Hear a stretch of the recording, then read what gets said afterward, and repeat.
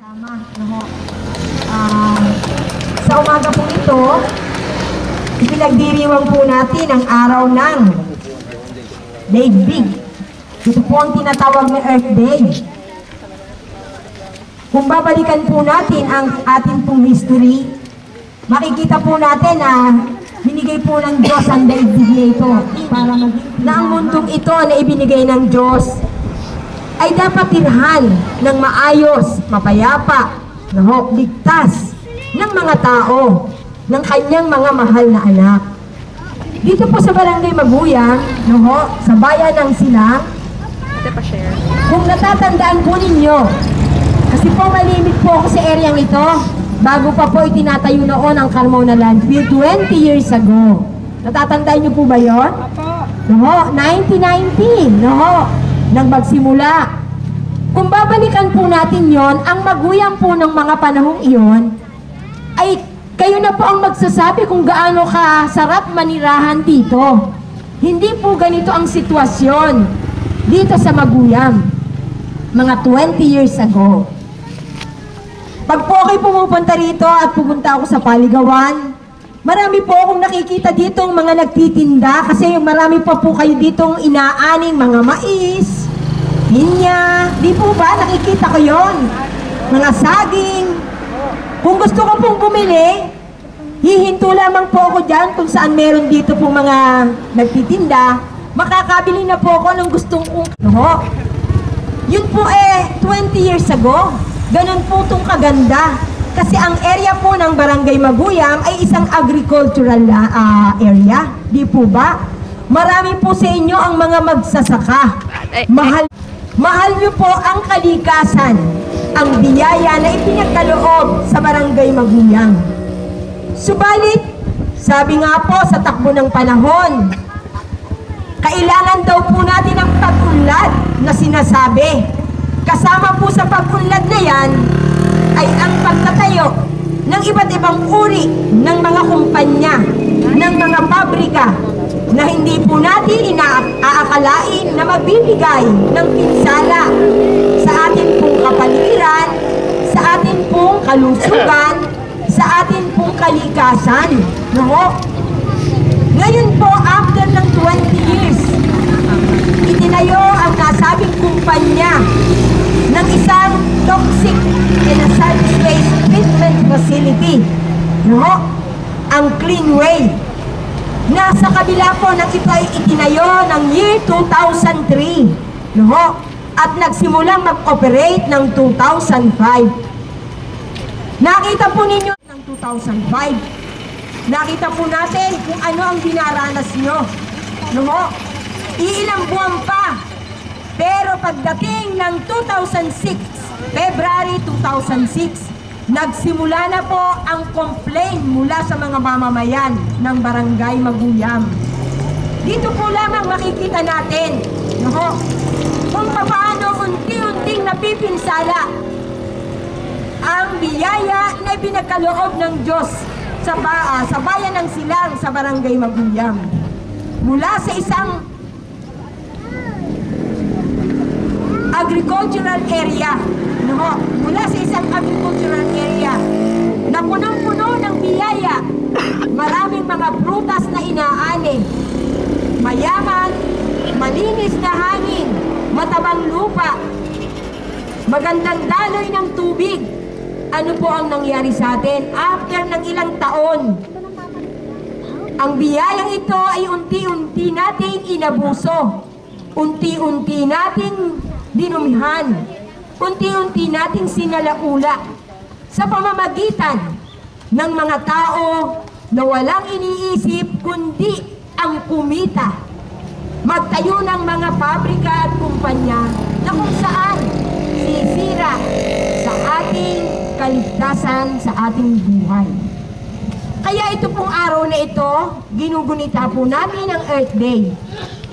Earth Day na kung titingnan po sana natin, ito po ay magandang biyayang naghihintay para sa lahat ng tao. Ang mundong ito na ibinigay ng Diyos para sa ating lahat, para maging tirahan natin. Pero ano po ang nangyari? Sa halip na tayo sasabihin Ang mga kumpanyang ito ang magbibigay ng kabuhayan, ng trabaho sa ating mga mamamayan. Ano po ang nangyari? Maaari pong pansamantala na bigyan tayo ng trabaho. Pero ano po naman ang kapalit nito? Yung pong ating hangin, ano po nangyari? Yung hangin na libreng ibinibigay ng Diyos para sa ating lahat. Isang malinis, mabangong hangin dapat na ngayon ay na ating araw-araw na nilalanghap. Ano po ngayon ang kapalit? Di po ba 24 oras? Ano pong klaseng amoy ang naaamoy nyo dito? Isang ligtas po ba at mabangong hangin ang naaamoy nyo? Hindi po ba sa loob ng 24 oras ang nararamdaman nyo dito? Ang nararamdaman nyo dito ay pagsakit ng tiyan, pananakit ng dibdib. Hindi kayo makakain dahil sa masamang amoy na idinudulot nito. Pati ang mga bata, oras ng pagkain, hindi makakain, walang gana. Ngayon pong summer na to, ang mga bata dapat sila'y mga nasa labas at patuloy na naglalaro. Subalit nakakita po ba kayo ng mga batang masisigla at naglalaro? Oras ng pagkain, kumakain. Nakita ko po ang mga bata. Sa oras ng pagkain, inaalok na ng magulang hindi kumakain dahil wala silang gana. Sapagkat ang kanilang naaamoy, yun po ang nagdudulot sa kanila ng di pagkain sa oras na kailangan nilang kumain. Ito po ba ang dapat biyaya? Ito po ba dapat ang sagot natin sa biyayang ibinigay ng Diyos? Kaya sa araw pong ito ng Earth Day, balikan po natin sana na ang biyayang ito na ibinigay ng Diyos ay atin pong muling tingnan. Talaga po bang ito'y biyaya? O ito po'y sinisira ng mga tao na gustong kumita ng malaki? Na wala ng ibang nasa isip kundi ang kumita ng maraming pera. Pero ang dulot naman nito ay perhisyo sa kabuhayan, sa kaligtasan ng barangay Mabuhay at karatig lugar dito. Ang tubig ninyo, hindi po natin masasabi na ligtas yan sa habang panahon. Ang atin pong lupa, hindi rin po yung ligtas na tamnan para pagpunan ng ating makakain. Kaya dito po sa araw na ito, binugunita po natin ito. Tingnan po natin kung tunay na ang araw na ito, araw ng mundo, araw ng kalikasan. Talaga bang maipagdiriwang natin ito ng masaya na biyayang mula sa Diyos? Kaya mga kasama, sa araw na ito, balita pa natin, sila rin ay magse-celebrate at magpapakain. Kaya ba natin kumain ng pagkain mula sa kanila? Titiis na lang siguro ako ng gutom. Hindi siguro tatanggapin ng aking sikmura ang pagkain mula sa isang pabrika na nagdudulot ng pinsala sa lugar na ito. Kaya sa umaga pong ito, nagpapasalamat po ako sa inyo at sa mga kasama, sa mga taga-ibang lugar na naririto. Maraming salamat po. Sana ay magunita natin ang araw na ito ng may pagninilay, ng may pagmamahal, ng may pag-unawa at pakikipaglaban. At sana po mula sa araw na ito, muli mabigkis ang bawat isa sa atin. Muli ay palakasin tayo. Kung tayo man ay nagdurusa ngayon, na naniniwala ako na ang Diyos ay buhay. Ang Diyos ay palaging gumagabay sa atin, lalo na sa mga kagaya natin na maliliit na nagsasakripisyo. Kaya mga kasama, ipagpatuloy po natin ang labang ito.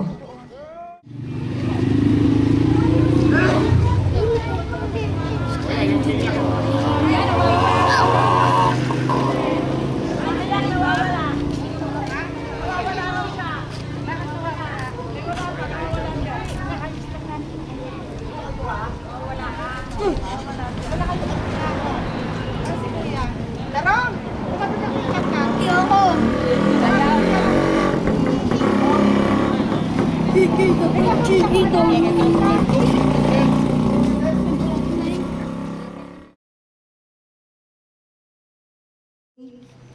2006 Feb, nagsimula na po ang reklamo namin sa Cleanway. At yun po ay tuloy-tuloy. Hanggang sa kasalukuyan, kami po ay may reklamo sa Cleanway. Ang lagi po nilang sinasabi ay matibay na ebidensya. Hindi pa po ba sapat yung ebidensya na halos lahat ng tao rito ay nagkakasakit na? Kahit kung walang sakit yung mga bata, oras na mga moy, nagkakaroon ng sipon, lagnat, uubuhin, lalagnatin. Pag dinala po namin sa doktor, ang sabi po ng doktor, wala po silang makita.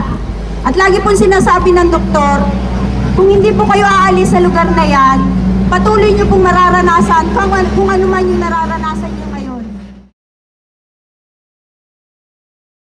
Paglalaban, kung saan man ito humantong, alam natin na may mga ilang mga hakbang na dapat na tayong paghandaan.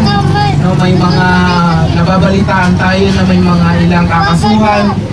Pinag-aaralan na rin natin at ang ipag-ugnayan na rin tayo dun sa ating mga kaibigang mga abogado kung anong pwedeng gawin, lalong-lalo na para mas mapataas pa yung moral ng mga tao, lalong-lalo na yung mga nakakaranas ng hindi magandang amoy galing dito sa kumpanya ng Cleanway. Sa tagal na ito ay nag-ooperate at sa tagal na ninyong nararanasan ito, hindi na natin alam kung ano pa yung kung ano yung may dudulot pa ito sa ating kalusugan, sa ating katawan. Lalong-lalo na kung ang ganitong karanasan ay madadanasan ng ating mga anak. Paano pa kaya? Kaya dapat ay ipagpatuloy pa natin ito. Huwag tayo mawalan ng pag-asa, mga kasama. Sabi nga ay hindi pa tayo masyadong nakapag first base na rin naman tayo. Kaso nga lang, nung nating naipasara mga ilang araw lang tama, no? Ang dumaan ay ito ay nabuksan din ulit. Alam naman natin na ang mga kalaban o ang ganitong mga kampanya ay talagang dumaraan sa mga ganyang mga gawain at kailangan talaga natin pagplanuhan maigi kung ano yung dapat pa natin gawin. Kaya muli kasama ng mga bumubuo ng EcoWaste Coalition, kami po ay narito, patuloy na susuporta, lalong-lalo na dito sa pakikibaka natin para mapigilan na natin ang anumang mga makasasama o nakalalasong kemikal na makakasira sa ating kalusugan, lalong-lalo na sa ating kalikasan. Sa panahon ngayon, lalong-lalo na ginugunita natin itong Earth Day ngayong araw. Maraming po salamat.